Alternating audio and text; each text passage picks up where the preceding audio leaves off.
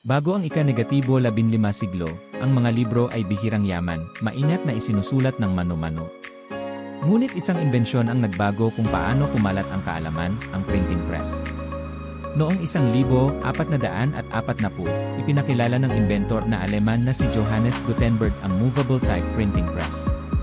Ang kanyang makina ay nakagagawa ng mga pahina ng mas mabilis, kaya naging abot kaya, at mas madaling ma-access ang mga libro para sa lahat. Sa loob ng ilang dekada, milyon-milyong libro ang kumalat, nagsilbing tagapagsulong ng Renaissance, Reformation, at Scientific Revolution. Ang mga ideyang dati para lamang sa mga piling tao ay umabot na sa karaniwang tao, nagpasimula ng pagbabago sa buong mundo. Ang printing press ay hindi lamang gumawa ng mga libro, binago nito ang modernong mundo. Mula sa pagpapalaganap ng kaalaman hanggang sa pagpapasimuno ng mga revolusyon, ito ang naging mitsa ng progreso. Isang imbensyon ang nagbago ng kasaysayan magpakailanman. Nais mo bang tuklasin ang higit pang mga kwento ng makasaysayang inobasyon?